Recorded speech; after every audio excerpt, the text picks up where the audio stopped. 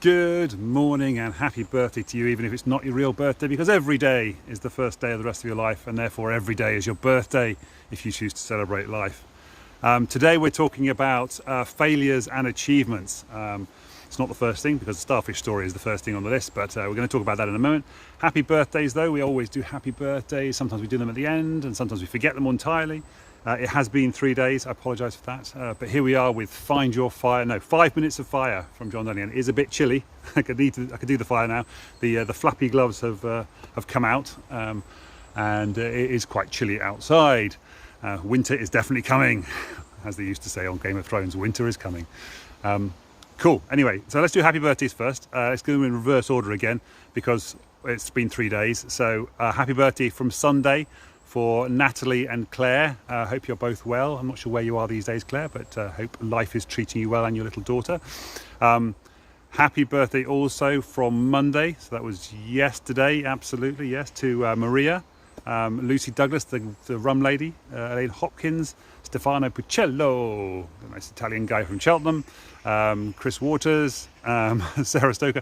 I always realise as I'm going through these things that some people who I can kind of remember their catchphrases and what they actually do. I do remember Chris, but I'm trying to think, where do I know him from and what do I know he's good for? So what do I know he's good for? What does he know?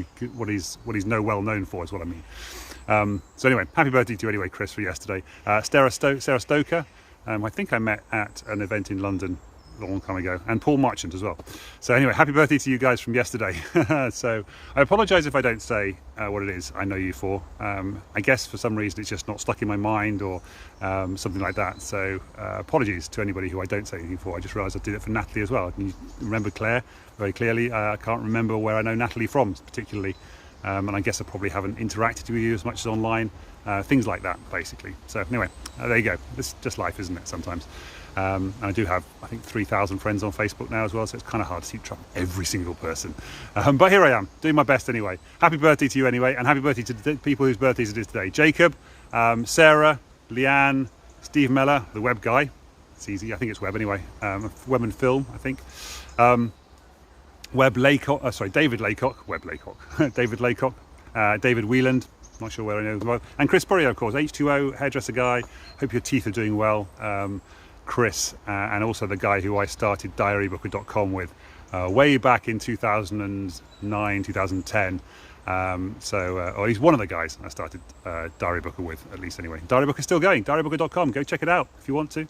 I'm about to do some coding on that today, very fun on that. Got some problems with our Stripe integration, so that's moving up. So on to the topic of the day today. We're talking about the starfish story. I'm sure many of you heard it before. If you haven't heard it before, and I do need to get better at these things. I need to find a better structure for these talks, really. But anyway, the starfish story, because I was just thinking to myself, actually the starfish story would have worked beautifully as an introduction here, and then we're going to talk about that later. That would have worked really nicely as a structure better here. Starfish story. Okay, so I've heard one version of this many times, and this morning I read in my book a completely different version of it, where somebody was walking along the ocean and saw a beautiful lady on the beach doing what looked like dance moves, bending down and then raising her arm up like this and doing this whole sort of this activity on a regular basis, kind of like you would do a sort of yoga pose or something like that, or Tai Chi is what I was thinking when I started reading this story.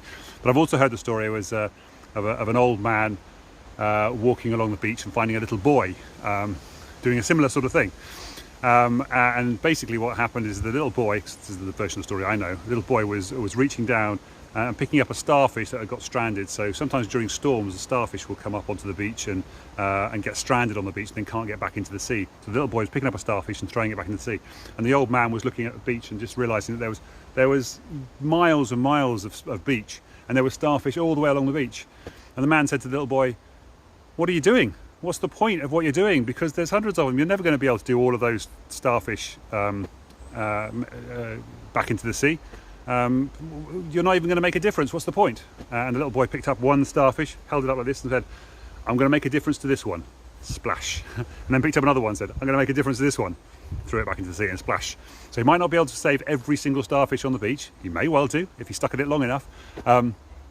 But he can make one difference to that one person, and that's the really key thing here, particularly for me in what I'm doing with helping people with depression and anxiety and so forth. I had a fantastic day on Saturday with David and Shirley, which I mentioned on Sunday's presentation of this, and I was talking to Shirley about how I help people to overcome depression, and she was finding it fascinating because she hasn't ever struggled with depression, and said she was really good to learn about it. And I thought, well, that's really cool, because that means I can teach other people how to help people with depression, and therefore I can spread my message, and my mission can be bigger than just helping individuals off antidepressants and off having freedom from depression. So that starfish thing allows you to sort of see, hello viewer, by the way, I can't see who you are, but hello anyway.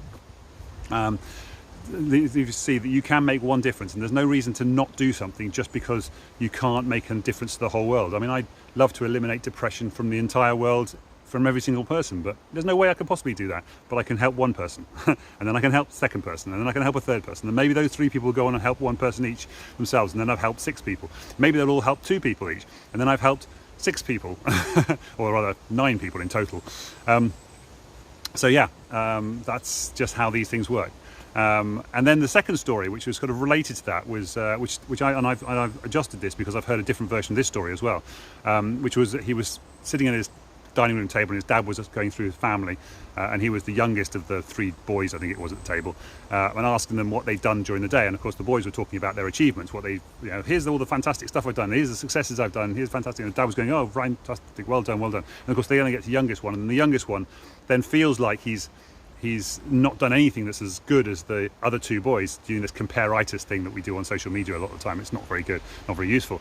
But the little boy was then thinking, well, I've done nothing that's of worth and worthiness compared to the other boys.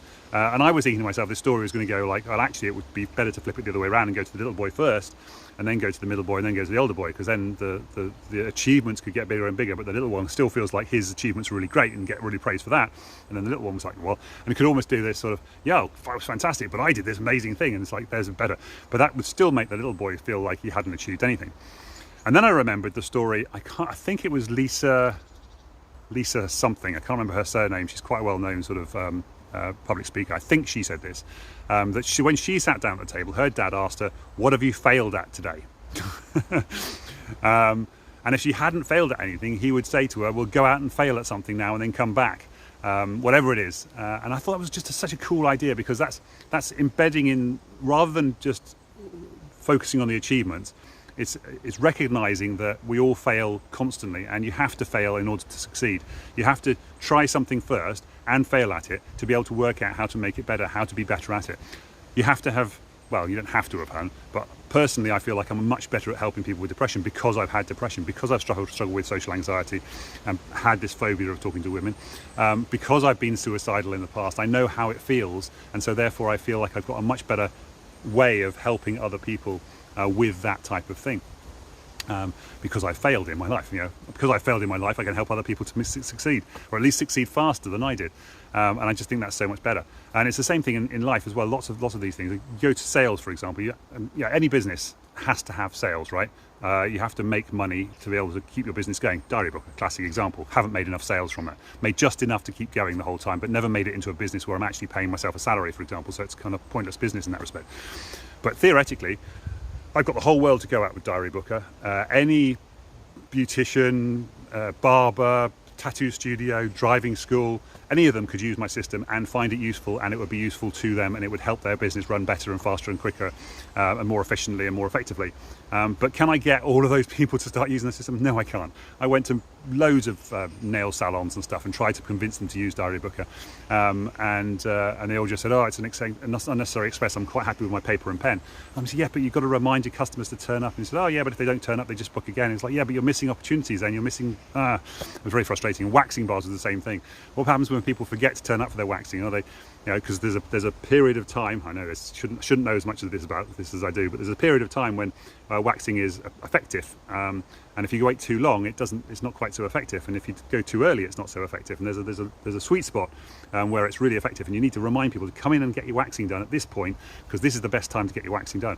And you can even push it so it's like sort of 6 to 8 week window, I think it is, from memory. And obviously if you can pull people back and get it done at the 6 week window, then you can get 1 extra appointment per 12-month period. And so a waxing bar can suddenly increase their turnover massively if they can just get people to come in a little bit more often, rather than waiting until the last moment. Same with barbers, gents barbers, same thing. When do men go and get their hair cut? When their wives or girlfriends, or they look in the mirror and they go, oh my god, my hair really needs a cut. Wouldn't it be great if a barber sent out a text message every 6 weeks and said, hey, by the way, why don't you come and get your haircut more recently? That would be a great idea. And here, by the way, you can go and book your own appointment online. Here you go. So you know exactly, you can turn up at 2:15 and get your hair cut and you get out again. You don't have to stand wait in the shop for your appointment. It'd be great if I could sell loads of those things. I've got off topic, but the point being is that I had to go to all these places and say, would you like to buy this? Would you like to buy that? Would you like to buy this? And every time, failure, rejection. And so you have to kind of go through those failures to get the successes, to get one person to say yes. You can't, the first person's not necessarily going to say yes. If they do, that's great, but the second person will probably say no. And so there's failure in everything in life. I really have gone over time on this one. It's worth bearing in mind this, because this is a problem that I struggle with myself, is recognizing that failures are a part of success. You can't get to success without having some failures along the way. And even with my releasing of my 7-day mental strength Kickstarter example, and even my landing page for my Create Happy process, findyourfire.co.uk/Create Happy, for example. I fretted for ages that I wasn't doing it right, and even now I've launched it, and somebody said to me, there isn't a video of you on that page, so I've now recorded a video of me on, so I need to put that on the page now. I've also noticed, hello Polly, by the way, how you doing? I'm going to put that video on today, hopefully, if I remember. I forgot to do it yesterday. So I'm improving it all the way, and I had a fantastic conversation with my friend Cordelia, friend and coach Cordelia now, who was talking to me about launching my program, my 6-month anti-depression program, because I really want that program to be good and I want it to be really helpful to people. But I'm blocking myself because I'm stopping myself from releasing it because I'm worried about it not being perfect, about it not being great. It's not actually helping people as much as it should do. And she said this fantastic thing to me when she said, John, just launch it. Get some people on board, tell them that you're working with them, and you're going to be giving them one-to-one stuff, so they're feeling like they're getting really good value. So it's a group program, but you're going to be giving them one-to-one stuff. And then when they come across a blockage or they come across a thing that they're stuck with, help them fix it, help them pass that point, and then use that lesson to insert that into the program for next time, so that the next person coming along doesn't have that blockage. They can work with that. I think I've talked about this before, but you get the idea. So that's how these things should work. You launch them and you make them better as you go along, within reason. Obviously there are certain things you definitely want to be right first time. You know, rocket ships, when you're carrying humans, for example, is a classic example of that. I know, a bit controversial, rocket ships sending billionaires into space and stuff, but you know what I mean. Even when they did the space shuttle, I was involved in the company that wrote the software that helped to put together the manual for the space shuttle. That's kind of fun, isn't it? Way before my time with that company, but anyway, there it was. Right, that's all I wanted to say today. I wanted to say, if you're making a contribution to the world and you're just making those regular efforts all the time, you're going to be failing. Recognize your failures, celebrate your failures rather than your achievements. Just recognize that even a failure is a step towards the right direction. That's all from me for today. I'm going to wrap it up there, give you all the love, send you out into the world and say happy Tuesday. See you on Wednesday. Bye for now.